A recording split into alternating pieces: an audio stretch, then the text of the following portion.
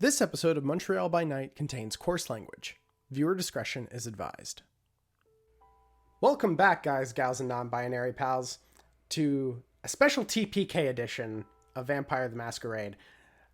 I'm your glorious storyteller, Tyson Fraleigh, and I'm here to butcher my players. We're going to start with the first, Ethan Jonah. Hi, everyone. I'm the reason this is happening. We have Brenten Edwards. Why, I'm just starting to get attached to everyone, man. And now it's like, hey, cool. Everyone's gonna die. Thanks, Tyson. Really appreciate it.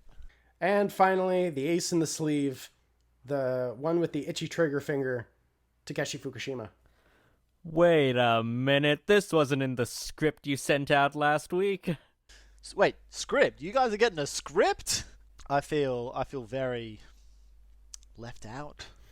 Yes, we script all the jokes ahead of time, so that way, whenever there's a scene between just Nakano and Asher, it's intentionally made so it's just shitting on Talisen. Right, so hang on. If this is supposed to be scripted, shouldn't we have got more than 200 views for the first episode? Written doesn't mean good. Self-burn, those are rare. Hey man, I'm just glad to be part of this thing. TBH. In which case, after last time's cliffhanger, let's just get right to the good stuff as we go for our recap. Last time, the party decided to accomplish a few things. They collected some information between them and Keeper Nayla after pitching a meeting very cryptically from Asher. That returned Ryan, Keeper Nayla, Talisen, Nakano, and Asher into the same bar, seemingly unharried. As the party then... What was it called, Tyson? Yeah, Tyson, what was What the was name the name of of the bar? The Three Grey Sisters. I think it's just Grey Sisters. I apologize to all our listeners. It's shenanigans like this that are the reason Tyson is threatening a TPK. You guys then traveled to the site where it seems that Frederick Lake, something happened with him. There was the scene of a fight where you found the blood of Erin Hogg, the woman who was meant to transform Frederick Lake for the Ravnos clan. You guys then followed the lot information that Frederick had gathered about being able to start his own office here downtown, just across the street at a apartment building office complex. You guys went up to the 8th story, the highest one, hearing strange voices coming from the inside of this apartment. You guys decided to hop off to the side, let Nakano scout out ahead, as Nakano has just pulled back the plastic sheeting of this apartment office floor under renovation, pushing a door open and revealing what is within. And that is where we left off. Nakano, you push open the door. As you can see from this position, you can see that it looks like a very simple interior, like a penthouse apartment. The basics here are very nice. There appears to be a hardwood floor. There appears to be some old but fine wallpaper up, kind of like the ones that like about hip height down to the bottom are green, and then the other sections are flowers that have grown out of it. But most of the wallpaper at this point is either torn, looks aged, but there's also sections of the wall where you can see that there are holes. Multiple series of holes that have been essentially impacted into the wall. From this position, you can see in the main foyer that leads into what looks like a living room. There is no real furniture, aside from one thing. You can see that there is what looks to be like a brown, maroon red leather chair that is set up in the living room, looking straight ahead at a small TV that has been connected with what looks to be a HDMI cable from a small laptop, where you can see that there is some late night TV show that is happening. In the seat, you can see that there is a figure, hair cropped short, sitting down, and seems to be holding something. On the other sections of the room, you can see that what look to be ramshackle things that have kind of been haphazardly put around the room. You can see that there is a series of what look to be steel boxes, similar to the ones that you saw before that held the rifles, pistols, and grenades from the Prism site. You find a series of those. You see bags scattered. You see different bits of like armor pieces. It is a scattering of things from your current perspective. Also, when you take essentially putting your head inside the space, you are immediately hit with the smell of rot. All right. Cool. I'm going to, for once in my life, take the cautious route and return to my allies and relay the information that I have just witnessed. Are you saying it out loud? Ah, snickerdoodle. I forgot about that. Okay. Oh, and I'm invisible. I can't even make signs to you guys. Ah! Asher can see you. How well did you do on your stealth? Yeah, I'm able to see vampires using obfuscate. Okay. I will stay at the door in that case. I will turn to Asher. I will point inside, raise one finger, and then I will, mime holding a gun, like a big gun, and then I will spread my arms wide as though to say, gun, but a lot. Asher raises one finger to Talisen to communicate that, and then raises like a finger gun, and then looks at both of them and holds his gun in one hand up to them, and then shrugs and then touches his lips to indicate talking or a fight. I'll pull my coat aside and tap the flashbang grenade. So I'll sort of put my hand up and then hold the wrist in the other hand and do that to both hands, indicating flashbang, move in, restrain him.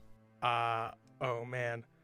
Asher takes his rifle and his handgun and gives both to Nakano, and gives his grenades to Talisen and shoos them both further down the hall.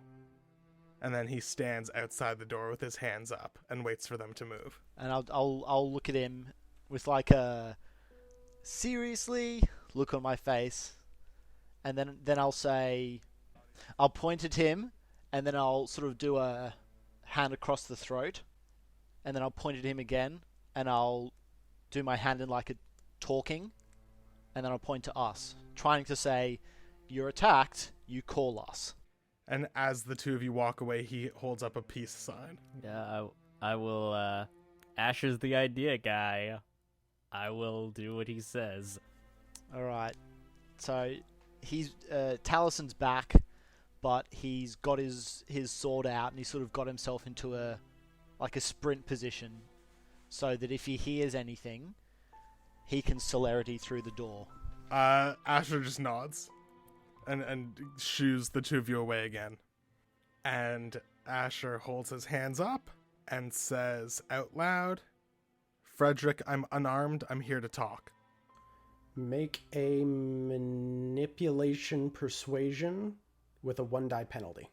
I do have enchanting voice, which reduces the difficulty by 2. Absolutely, we'll take that into consideration. Yeah, I want to say he's lying, but he's not, because he's a fucking idiot. Well, that depends. Are you there to talk? Asher does, part of him wants Lake to, turn and join them, and, wants to help this guy, but he's really after information. So I do think it is persuasion, not subterfuge, however much I would like that. Holy shit. Okay, it's 2 successes. It's so much better than I thought it was going to be. There's a moment of pause before you hear the TV sounds go off. And Asher is going to scry the soul. So I need to do a rouse check. By focusing on a person, I can perceive the state of their psyche and like their emotional state. We do a contested roll, and you answer a number of questions equal to the margin of the roll. Okay. What is the save on the roll? You're doing composure plus subterfuge. So in that case, please do your rouse check and then inform me what your roll is. Success on the rouse check. 4 successes. Okay. You get to ask 4 questions. Oh shit. He got nothing? He got nothing. Composure and lying are not his talents. So I want his emotional state, and I want to be tracking that throughout this conversation. Whether the subject is under the influence of blood sorcery or other magic. I'm going to go with those 2 for now. I might use the other 2 throughout the scene. First thing is his emotional state. Immediately, fear, anger, confusion, rage, like bubbling at the surface. You do actually sense magic on him. You sense the dominate skill. Dominate on him, or that he's capable of dominating? Someone has dominated him. Can I also do... I know I'm doing lots of rolls. Am I able to do an occult roll or something to be able to figure out if I can banish that effect somehow, or if I can, like, by clouding memory, I can contest it? Sure. Make a intelligence occult check. 4. It's possible. The ways to do it, you would definitely need some time with him. You sense that this whatever this is layered. This is not something as simple as cloud memory, where it's a one and done. You can sense that this is like there's multiple levels of this being used on him. All right, I'm standing there with my hands up. And just tracking his emotional state, and if his emotional state like skyrockets with rage, or goes like ice cold, that's when I'm gonna like jump out of the way, or try to. Okay. You feel the emotions dampen a little bit before you hear, "All right, you can come in." And Asher goes to walk through the plastic screen. Okay. You move the plastic screen out of the way, step through the door. As you are in the foyer, you see that there are rooms to the left, to the right, and straight ahead of you. You do not see Frederick anywhere. This is not obfuscate, but please make a wits awareness check. Am I able to use Sense the Unseen? I would allow you to have an extra die for it. This is not a magical effect. This is just him naturally trying to be stealthy. 2 successes. Okay. You don't clock him. Mind if I sit down? Or should I stay standing here? How many of you are there? 3. Where are the other ones? I told them to go away in case you killed me. Do you recognize me? I do. I have some questions, and I might have answers to yours. I got no questions. None at all? I know what I need to know. I thought that too, when I was first embraced. My sire, the person that turned me, stuck around. We worked together for a couple decades. I fell in love with her. She asked me to leave. Well, isn't that just peaches and fucking cream? Asher smiles. One of the things I wish I could have asked her, how do you stop yourself from being lonely when everyone you care about is gone? Make a manipulation persuasion check again. Am I able to do subterfuge because I'm using like information I already have about him? I'm going to say no just because you're not using it as a deception. You're attempting to use it as a revelation. An enchanting voice. 3 successes. Well, then I suppose it's a good thing that you're not going to have to worry about that for a while now. It's certainly a possibility. Can I sense where his aura is without knowing where he is? That's a very fair point. You actually do clock his position. essentially he's in the living room still, but he's currently at a position where you feel the emotions in his soul. You see this faint flicker behind a side wall, so he's throwing his voice in one direction, but is allowing him the opportunity to get into a flanking position. So I will just turn my body to talk directly towards him. That's certainly a possibility. I would even consider it likely. But listen, Frederick, I'm Asher, by the way. It doesn't matter if you decide to kill me or not, really. Or at least it won't to me. I don't know what happens next when I finally get to die. I'm not looking forward to it, but I wouldn't say that I'm afraid of it either. Some people lose their loved ones very early in life. Too early. I lost my brother, my parents, they're gone. I didn't lose them. They were taken from you. I know. I saw. We cremated them. I hope that that's okay. We didn't want to just leave their bodies there. It didn't seem right. And no matter what you might think of us and our kind, some of us do care about right and wrong still. I know that you do. Make one more manipulation persuasion check. 3 successes. At which point you feel the soul move to the second archway. And there you can see Frederick Lake, this very large, like rippled muscle. Like the more you're looking at him, and you would get a full perspective of this now with Scry the Soul. He looks like abnormally large. Not to the point of not the point like him having worked out a lot, because you saw the pictures of him inside of his home. This is something abnormal. This is something bent. As you're looking across and you can see the numerous black veins that shoot all the way up his aura, which is the sign that he is a Diablerist. He kind of just stands there, the rifle in hand, and the man, like, there is a fine line you're seeing across this man's face, that the shred of him being actually a man and not having gone full beast is very thin. Just kind of holds the rifle out. So, I'll give you balls. I'll also give you the fact. Slings it over. You might be deluded, but being deluded is worth something. I would prefer to call it hopeful, if there's any hope left for us. Well, just know that I'm not going to shoot you in the back. You deserve to be shot in the face, facing me, if that's what I choose. I do appreciate that, honestly. And I'm not a fighter. Yeah, I was able to tell by the look of you. And Asher raises his hand and slowly turns around, showing that he has no gun on him, no weapons. You turn around to the other room, and you are immediately enveloped by rot.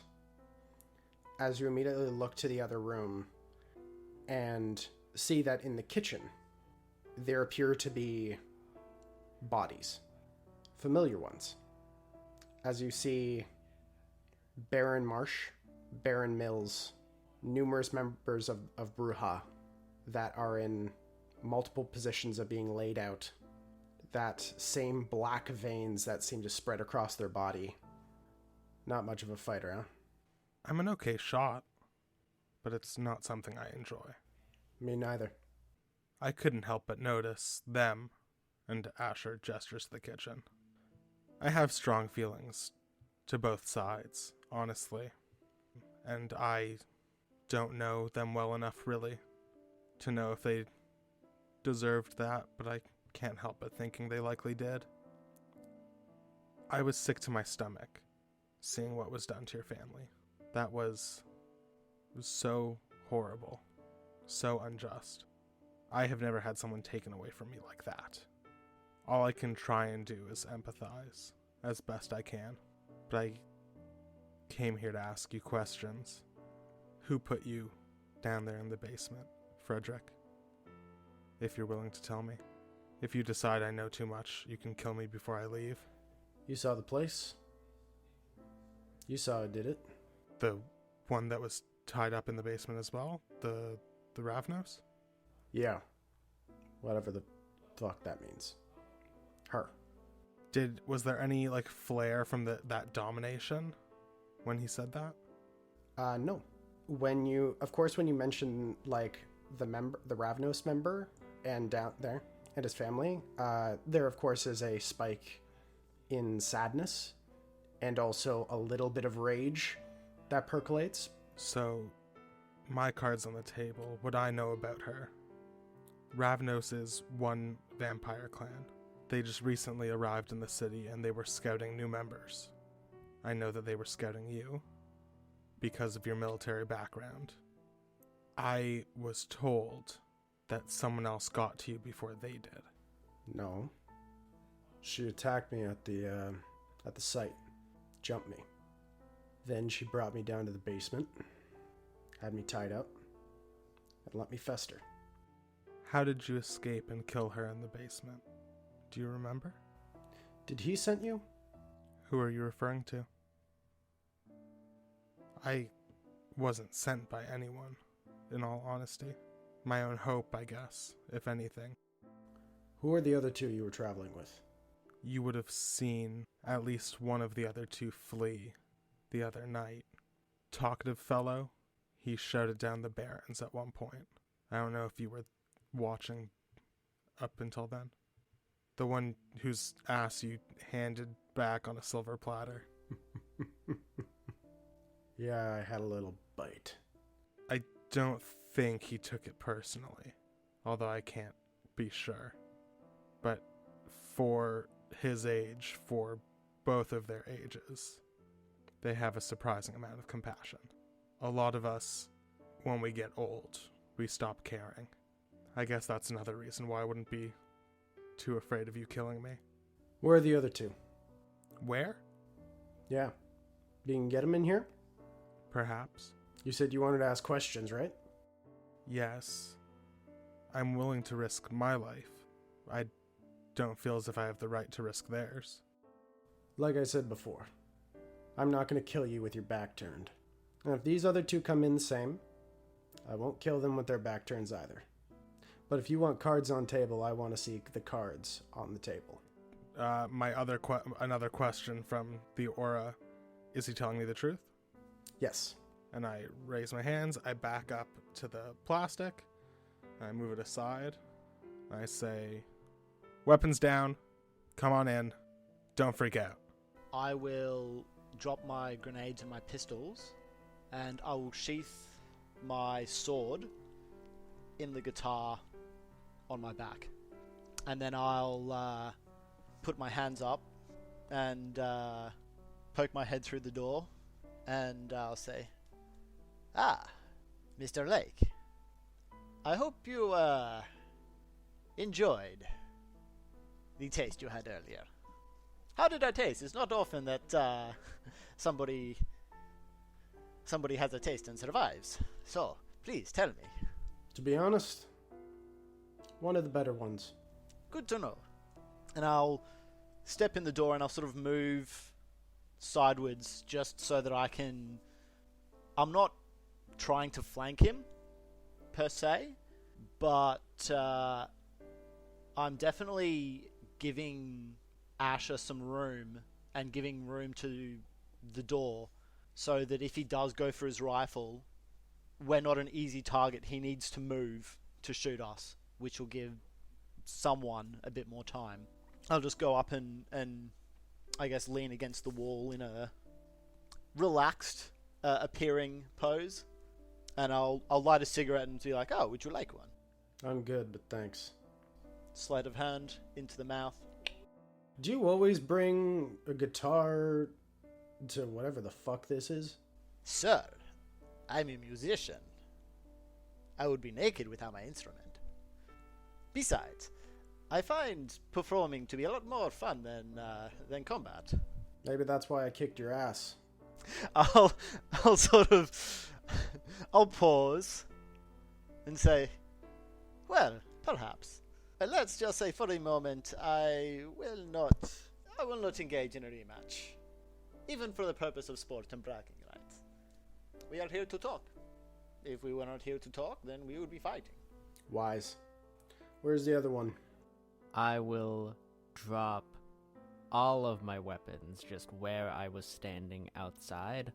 I will take off my jacket with all of Talisen's knives in it and drop that as well until I am just down to my shirt, my pants, and my boots. I will make myself visible, that's the correct term, and step into the room. There's a moment of pause after Frederick says this before you hear a ding ding ding ding ding ding ding ding before Nakano steps into the room. Frederick just looks at you. God, you're an ugly bastard.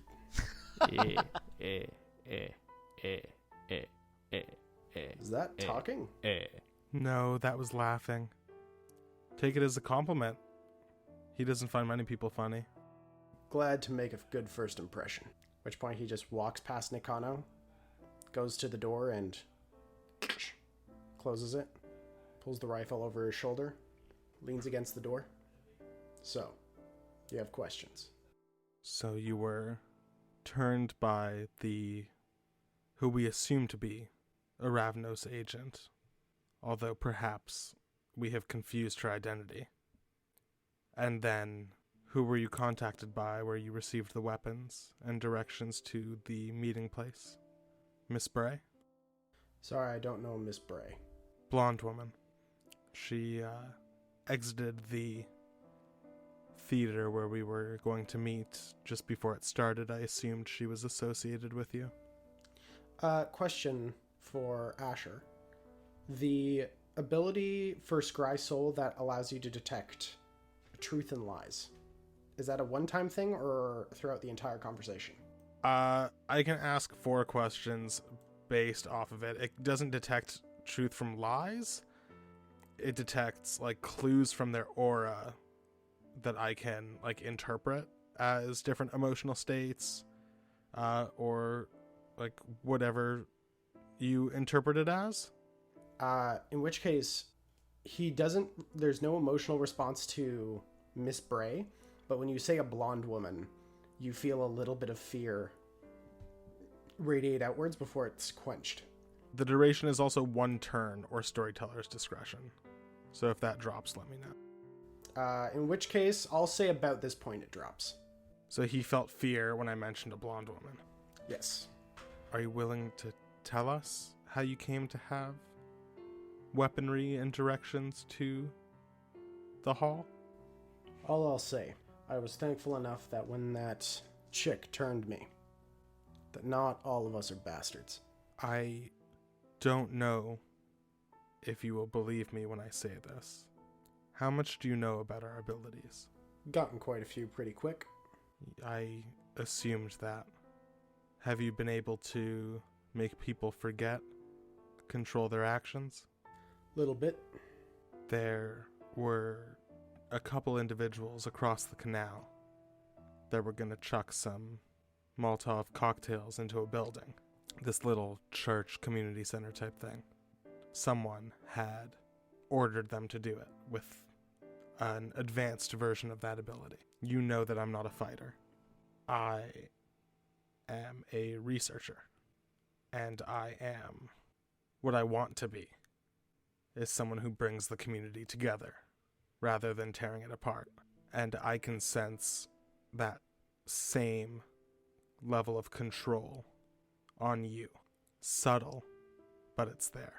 I don't want to push. I can try to get rid of it, if you allow me. Make a manipulation plus persuasion just because I know your manipulation is higher. Not manipulation plus leadership? Sorry. You can take a +1 because Talisen and Asher are assisting. Talisen and Nakano. Nakano, thank you. And I can blood surge once per day? Yep. I'm going to do that as well. Only 3 successes. 3 successes with the lowered difficulty from Enchanting Voice. Okay. Looks over to Talisen, Asher, Nakano. Actually, I am gonna burn willpower on that one. Okay. Go for it. How many dice are you rolling on that, if you don't mind my asking? With the blood surge, 7. Okay, that brought it up to 7 successes. Holy shit. Okay. I'll do it under one condition. He just takes the rifle, sets it against the door. Before he pulls a pistol out of his back pocket. Or, out of the back of his pants. Do it nice and close. Very well. I'll grab the chair and I'll drag it along easily, so that it's within sight. But I want to lounge in a way that my feet are against something solid, whether it's like whether I've got it, the floor or like a wall. I'm essentially trying to give the appearance that I'm in as like a loungy or non-combat position as possible, but I want to have my feet up against something solid so that I can push off and make use of my celerity if he makes any funny moves. So, Asher, as you approach him, what would you like to try and accomplish? Okay, so I know from Scry the Soul that layered domination is there. I don't have an ability that's like meant for this, but I think my plan, what Asher's trying to do, all Auspex abilities are the same ability that grows stronger in time. Is what I understand the way Auspex being, like it's all connected. My plan is to help him identify in his own mind memories that are falsified or commands that are forced, and that once those commands are visible to him, he'll like, once he knows that it's like an outside force, he'll be able to fight against it himself. Understood. Okay. In which case, what is your primary Auspex ability? That's Resolve? Resolve. Okay. Make a Resolve plus Auspex check for me. Oh, fuck. Can Lake help me? With that high a roll, with 7 successes, yes. As you begin to activate it, he does place the barrel of the gun underneath your chin. Just holding it there, just only security. Only security. You're not going to do anything funny, I'm not going to do anything funny. I'm not afraid to die. I'm more afraid of living in a world where the people who did what they did to your family get away. I don't know what's going to happen. Please don't kill me by accident. I have very steady hands. And he's going to give me a help die? Yep. I am going to reach into your mind, or try to help you reach into your own mind, and identify any contents that are falsified or forced. This is going to be you doing the work. I'm just trying to guide you. Sounds good. I'll raise my hand from the couch and say, when this happens, will he realize or remember the true memories? Or will he just realize that certain memories are false? That's a very good question, Talisen. Cryptic as ever. Thank you for totally clearing up the issue. Goodness. I whack Talisen over the back of the head. What? Knowledge is power. I just want to know what's going on. I'm not a sorcerer. That's 7 successes. I got 2 crits. Hoo-hoo-hoo! Okay. The DC was 5. You force your mind forward. As you watch Talisen, from your perspective, you watch as Asher's eyes once again roll backwards as the blood vessels pop and burst. And there's this moment on Frederick's face where there's this momentary terror before you watch as his eyes do the same thing. Unintentionally. Almost pulled forward by this hypnotic gaze. As in that darkness, Asher, you feel your hands on Frederick's shoulder. And as you open your eyes, you see that you are both alone in black void. See, Frederick just kind of looks around. Well, at which point there's a very slight sound.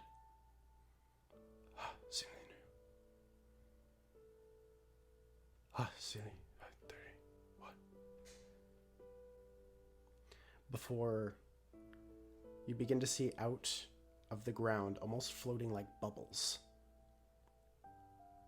different things, objects. You see a familiar house begin to float up.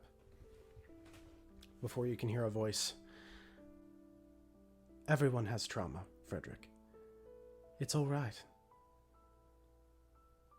You're no different than anyone else, but there was people at fault. They are our people. But we can all take the right steps in becoming what we were meant to be. Which point you see what looks to be the notebook that he is writing in. We are people made of choices. This community decided to hurt you. And they abandoned you. And I am so sorry. But that is not your fault. That is theirs. Which point you see another book float, unseen to you previous, floating in the space. I want you to read this. I think it'll be illuminating. This is what we are working towards. This is a world without their venom. This is a kind world. This is a better one. Which point, the last, is what looks to be an elephant plushie that floats. That is a true. As the words begin to, as they begin to dampen and lose grip, you can see Frederick just kind of look around confused.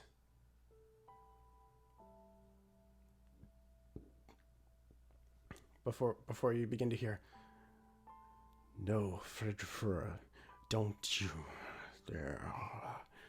Don't you move away from me. As the last of the voices, there's a single bubble left that exists side by side with the elephant plushie. A blackened heart, still beating.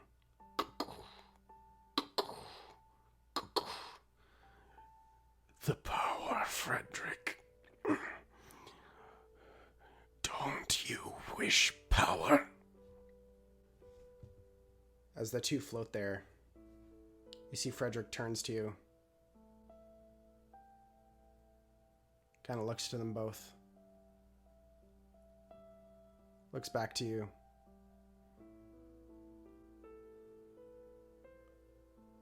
I choose power.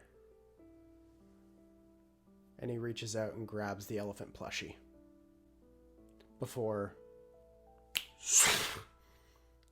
both of you are thrown back into the room. Your eyes go back down again. I'm afraid I didn't understand a lot of what I saw. Did you? I understood enough. Like I told you, you walked into the room, you put your cards on the table. Because you did that, I wasn't going to shoot you in the back. But this guy deserves it. He never made me do anything I didn't want to do. Who? I don't know his real name. I know him as the conductor. Reddish brown hair. Pale. Goatee. He was a bit of a weird fuck. He saved me from the basement. He appeared out of nowhere when it was too late. And he told me that he was so sorry that he wasn't able to get here faster. But he fought the girl. Should have known from the start. She looked beat up, beaten bad. I have a question. When you were turned, were you turned in the basement? Or were you turned when she jumped you? I think you said it was at the construction place? Well, I don't know. And when she was with you, did she seem all in control of herself mentally? Or was she was she like an animal? She was more animal. Well, at least when I saw her in the basement. When I was at the construction site, it's hard to say. She jumped me. It was just her attacking. When our kind, and I'm not sure whether you have encountered this yourself yet, but our kind, when we are hungry, when we are, I guess you could say it is a survival instinct. We go into a somewhat of a frenzy, if it were. My thoughts would be, if when you encountered her in the basement, if she was in a state of frenzy, then she would not have been in control of her actions, and any self-respecting member of our community generally does not let themselves get into a state like that unless they are either incredibly hungry or presented with a particularly difficult situation. As I said, it is essentially our version of a fight or flight, when the beast inside of us gets out of control. My thoughts, maybe, and do let me know if this differs from your form of events, while she may have been the one that turned you, she may not have been the one behind it. If she was put into a position where she had no control of her actions, that would make her a wonderful scapegoat who wanted to use one of your skills to act as their instrument. It is a hypothesis. What are your thoughts on the matter? Did one of your memories change? No. That's the thing. He didn't change anything, he just said exactly what I wanted to hear. And I listened.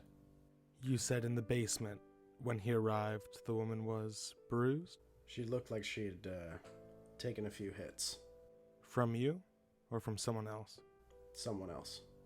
I agree with Talisen. I think it's likely that this conductor took both of you to the basement and framed her. I know that that doesn't matter. I know that intention doesn't matter when what unfolded does. But I think your rage, your vengeance, might be directed towards the wrong people.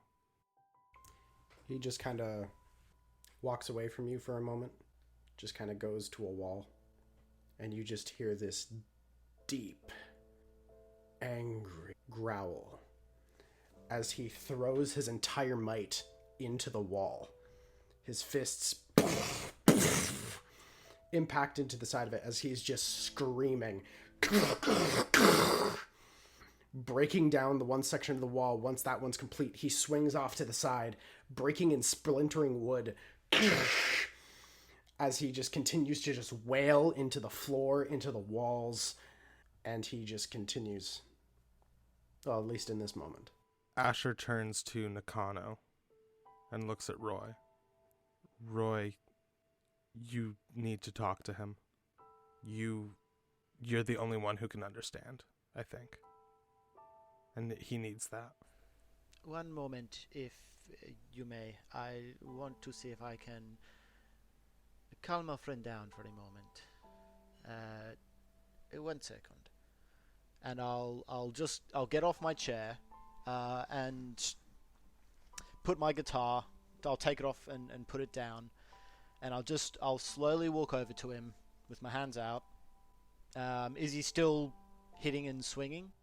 As you get closer to him, as he turns, and as you're looking at him, you can see his pupils are fully dilated as he just goes, "Stay back." I'll stay back, and I'll say, "Of course." I'll put a hand on Talisen's shoulder, and I will just sort of nod to him, and then I will walk past him over to Frederick, and I will say, "You trying to bring this place down on all of us." He stops smashing for a moment before he just turns and then continues. "Do you think you can kill yourself this way? That you can go back to your family this way? If you do, you're a fool." Nakano, please make a dexterity athletics check for me. That will be 4 successes. You see he turns, swings a fist towards you, and you just lean backwards, dodging the fist. "Is that your approach? Smash, destroy. Do you think that will bring your family back? That will end all the mistakes you've made?" Nakano, make either a manipulation persuasion check or a manipulation intimidation check. Can I help? How so? It didn't bring his family back, Frederick, but he's still here. He's still fighting. Alrighty, take a +1 die. Alright, I will do intimidation, because I have more in that. That's 4 successes. You watch as he goes to swing back again. As he kind of looks at you and hears that, there's this moment of... And you can see himself resisting. As this moment of struggle, as he's just holding his fist up, staring at you, you see his eyes begin to slowly undilate, just slowly getting smaller and smaller. "They are gone, Frederick Lake. They are not coming back. Frederick Lake himself is gone, and he is not coming back. You and I, look at us. We are not humans. We are not like them, not anymore. We are children of the night now. But the night, that is just the other half of the day. You can do a lot in it. You can kill and fight and die some squalid little death in the darkness. Or you can find something else.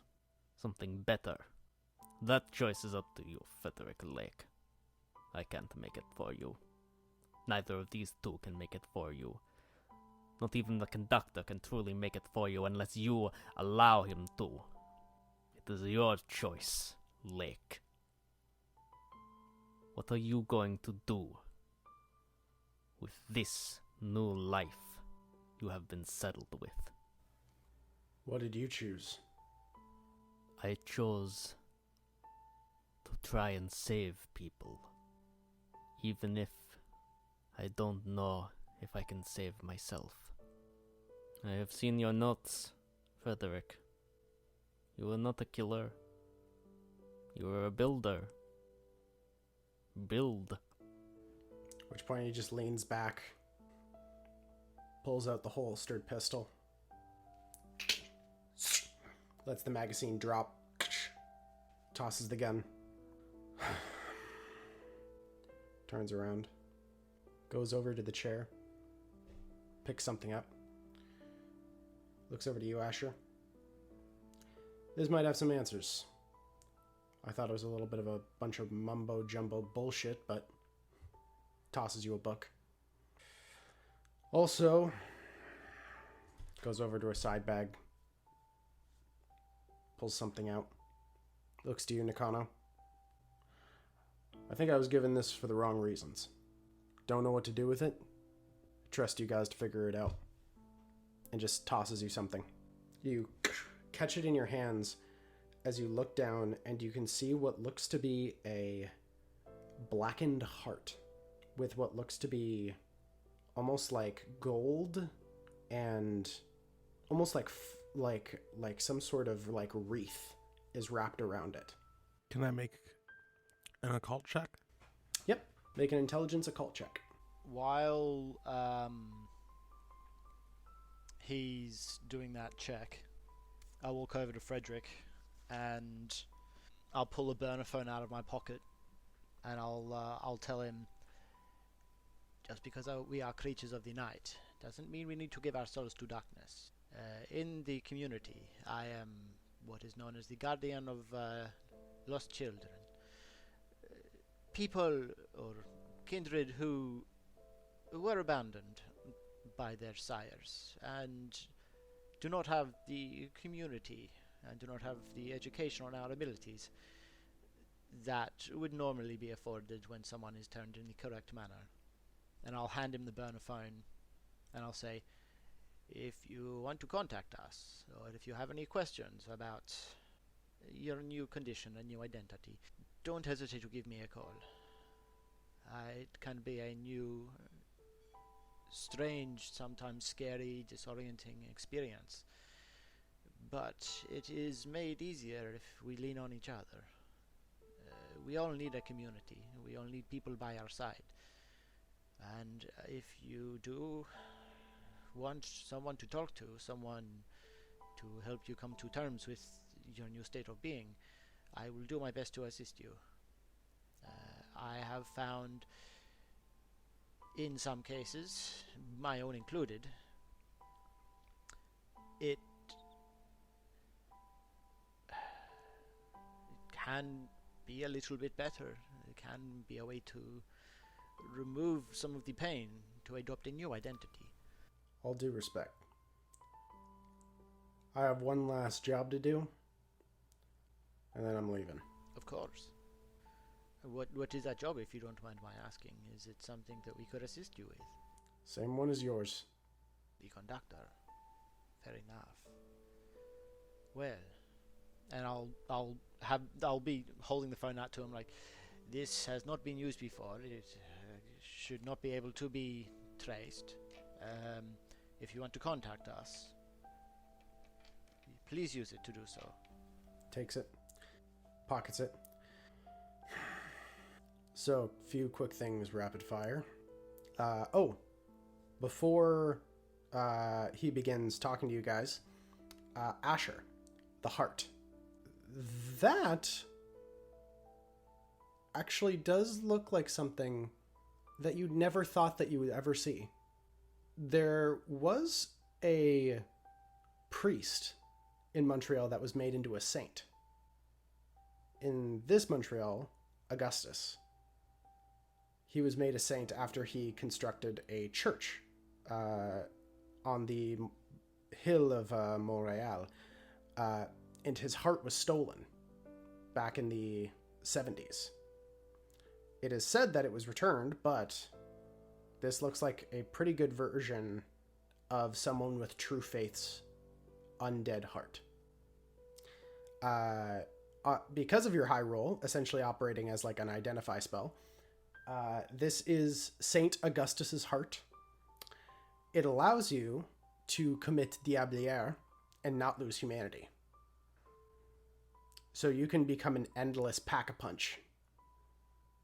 Because losing humanity is the thing that usually drives Diablerists into madness. And Frederick hasn't been using this, or he has. He has. It seems that's why Frederick has been able to commit Diablière so many times without going full crazy. The book in your hand, you see, is a very old book, Asher. Because you're such an avid reader, you would be able to kind of translate the language. It is in French, to start off with, but it's an older version of French. This is like around the time of, what is that called? Oh, the Merovingians. This book on the title is called The Book of Nod. I will pack that away for now. Asher has like some experience with archaic versions of language from his art restoration and stuff. A lot of like gilded letters and stuff. But he will definitely need Talisen's help with that. Frederick. Oh, sorry. Frederick, you were going to ask us questions. No, I was just going to tell you answers. The blonde-haired woman. They call her Francine. I don't know much more than that. She was a bit of a liaison between me and Operation Sunscorch.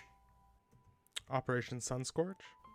Those were the other troops that you encountered at the theater. They're paramilitary, locals. And how did Francine first get into contact with you? She got into contact with me not long after the conductor. It seems that she's his secretary, liaison. I would only have moments of speaking with the conductor to a certain extent. She would be the primary person who would come to see me if there was an assignment. From what we know of her, we believe she works at the mayor's office here in Montreal. Certainly makes sense a little bit. Understand where the funding was coming from. It may be that she works for the conductor and has infiltrated the mayor's office. Something tells me that being a government liaison may not be her primary form of employment. It would be, however, an excellent way to locate her. It's probably the best first bet then. If that's the case, you're probably aware of the prism site. You're aware of the mayor's office. Yes, we saw Prism. And be aware, you have two rats. Do you have any idea who? I simply know them by their code names. The Serpent and the Wolf. I have an idea as to who they may be. With code names like that, if they're indicative of their personalities. Frederick, my goal, as I said, is to unite this community. Not just vampires. There's a whole supernatural world out there to explore, to learn about. There could be forms of architecture better suited for specific kinds of creatures that... Anyway, as far as I know, own a bookshop downtown. And my promise to all those that come there is that if it is within my power to keep you safe, I will do so. It's not that safe right now. I hope after this crisis it will be. If you decide to stick around, I would very much enjoy your company there. I think it could use a renovation. Let's take care of our business first. I'm gonna need to find a place to crash. Alone. We're happy to leave you here. We won't say anything. I can't be here. Do you have any money? It kind of points to a bag. I got enough. I will take his wallet and his journal out of my pockets, take my $2,000 out of the wallet, and hand them over to him. Okay. He takes the wallet, closes it, hands it back. Don't eat it. I'll nod and take it back. So, You good? Yes. Good. At which point he goes over, picks up a bag, picks up a larger bag where you can see, the rifle is inside as well as some ammo mags. Picks up his pistol from the floor, loads it, holsters it. One last time. Call if you need an assist. Kind of stops at the door. I'll wait for your signal. All right, we will give you a call. Stay safe until then. I'll keep my head down. One quick thing. Kind of looks over to the bodies. I'm sorry if any of those were your friends. You should give them the same kindness you gave to mine. Cremation's never a bad idea. And he just walks through the door. Let's burn it down. Well, firstly, once I'm sure he's gone, I'll duck out and sort of grab Nakano's coat and swords and the grenades and all of our shit and sort of bring it back into the room and then, put it all back on. Let's take a look at this apartment and see if he's left anything here that may be of use. Other than the heart and the book, which are potent. Honestly, Asher, well done. I wasn't sure we could get out of this without a fight. As it turns out, we picked up another ally and relieved him of some of his pain. I'm coming to realize the most powerful ability of our kind. Oh? We live so long. We lose so much. The most powerful thing we can do is to empathize with each other. Because who in their right mind would do such a thing? Indeed. I was going to say, are there any sheets or towels or anything like that in the apartment? Is there any liquor? Or is there like a kitchenette? There is actually quite a bit of liquor. All of the apartment is vacant as far as regular contents. However, there is a fair amount of liquor. However, only one of them seems to have been opened. There's the glass beside it, and about half of it is gone. One moment, my friend. I'll because the bodies are just in a big old pile in the kitchen, aren't they? Yes. So I'll sort of, scrunch up my nose, and I'll take them out of a big pile, and I'll sort of lay them down so that they're lying straight, and they've got their arms crossed over their chest, and I'll just sort of lie them all next to each other as a to give them, and make sure their eyes are closed, and to give them some sort of dignity. How many of them do we, like, especially Nakano and myself, given the fact that we're quite old, would we be able to recognize all of them? Alright, I'll write down all of their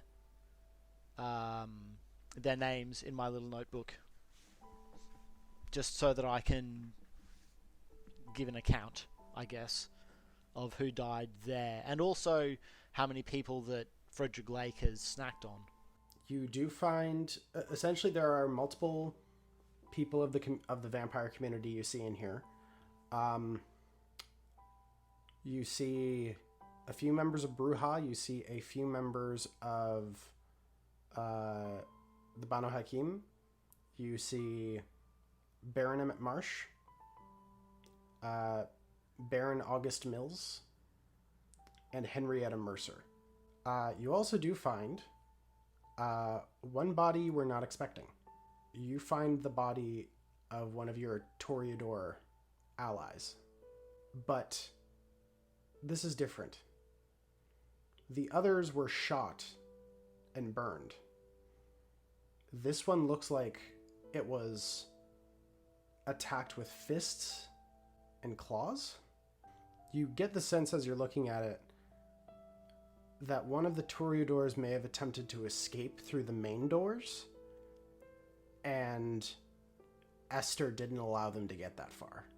I'll get my camera phone out, and I'll take a photo of that, and I'll take photos of all the bodies, but specifically that one. And in my notebook, when I'm writing down the names, I'll write notes of their, sort of estimated demise. So the wolf and the serpent are pretty evident, as the gangrel and Nosferatu were seemingly forewarned, other than Nakano. It sounds like the wolf and the serpent are Esther and Ambrosia. Yeah, I'm not gonna lie, I was scared for a second there that the serpent was Keeper Nayla, because that would just be a brutal knife twist. I mean, Tyson didn't deny it. There's still time, Ethan. There's still time. There's absolutely still time. Yeah, we're gonna soak some sheets in liquor to make kind of like a wick, and have that leading to the bodies, so that we have time to get down the elevator before it goes up in flames. Like before, just as we're leaving and about to set it off, I'm going to take one of the last remaining bottles of liquor, stand in front of the pile, just pour it out onto the floor, and I'm going to say, "So long, you old sons of bitches. A better future is coming without you." And I will walk away. I'll tip a little bit at the corpses, and I'll just say, "Farewell, kindred. May you rest in peace." And I'll have a sip of the flask and sort of bow my head. And then, since those two have left, I'll be smoking and finish my cigarette, and then I'll drop my cigarette butt on the end of the trail of liquor, and I'll I guess join them in the elevator, or As the three of you step away into the elevator, flicking the cigarette, the entire space goes up in heat and in flame as the doors close, dividing you from it. As Asher, as you're kind of standing, you're kind of just, you're holding on to the book, you're holding on to your items, as you hear, brum, brum, brum, brum, brum, brum, like the sound of that trumpet again. And it seems to be coming from the book. I open it. For Nakano and Talisen, you look over to Asher and you see his eyes are rolled up in the back of his head. I'll sort of just put my arm on his shoulder and the back of his head, so that if he's still in trance when the elevator comes down, I can walk him to the car and sort of just lead him along. You opening the flap, essentially the front cover.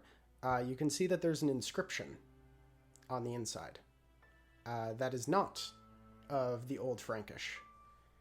It reads, "And after you have suffered for a little while, the God of all grace, who has called you to his eternal glory in Christ, will himself restore, support, strengthen, and establish you." As you see that, you see it begins to ignite into fire, as from the book, between the pages, smoke, before you feel something coming to the edge of your tongue. I speak it. For Nakano and Talisen, you just watch as Asher has opened the book, his eyes still rolled back, as from his mouth. "And then the seventh angel blew his trumpet, and there were loud voices in heaven saying, 'The kingdom of the world has become the kingdom of our Lord and of his Messiah, and he will reign forever and ever and ever and ever and ever and ever.'" And that's where we'll end for today's session. Holy shit. Oh man, I am running so low on willpower. So worth it. So worth it. Holy shit, he would have kicked our ass. Yeah, we need a nap. I love how different all three of us, but specifically Asher and Talisen, how different their persuasion styles are. Like, the end goal is the same, and the route there is so drastically different. I really enjoy that. We also got to shout out that intimidation / inspiration from our boy Nakano. Also, for Nakano, please, you can remove your stain from earlier. Oh shit! I didn't know you could remove those. How do you increase humanity? You don't usually, unless you perform great acts of service. Because technically speaking, you can like get various effects. So like at 10 humanity, you're nearly human again. Like you can eat, you can have sex, you can breathe if you want to. You enjoy food, alcohol. Wait! Hold up! We can't have sex. There's no real pleasure in it. That is absolutely hilarious. Oh my god. This game system is wild. And before we get diving in on full vampire anatomy for sex again, does anyone have any shout-outs they want to do? I would, as usual, just like to pitch October Jones and Fish with Legs, a fantasy drama comedy podcast about a girl and a fish trying to save a magical world from destruction. There is no vampire sex in that one either, so you're just out of luck on both of these podcasts. You can find that podcast, October and Fish, on services such as Spotify, Apple Podcasts, or at our website, octoberandfish.ca, or basically any other service where good podcasts are to be found. I'll do a shout out once again. People, get your vaccines. Want to make sure we can knock this COVID on the head. I would like to shout out our non-existent talkback show, The Nightly Nook. If this episode and future episodes get enough audience interaction, enough likes, comments, subscriptions, I will talk these guys into doing a talkback show. It'll be great. Alrighty. Well, in which case, thank you all for listening. If you want to hear more episodes of this show, make sure to check us out at thebagofloot.com or check us out on YouTube through Three Kings Loot. Get all your board game needs from threekingsloot.com. Get all of your board game news from thebagofloot.com. Thank you all very much for listening, and we'll catch you next time. Thank you for listening to this episode of Montreal by Night. If you're interested in more episodes of the podcast, make sure to check us out on Spotify, YouTube, or wherever you get your podcasts from. Also, check us out at thebagofloot.com to be able to get all of your best board game news. This story, all names, characters, and incidents portrayed in the production are fictitious. No identification with actual persons living or deceased, places, buildings, and products is intended or should be inferred. Thank you.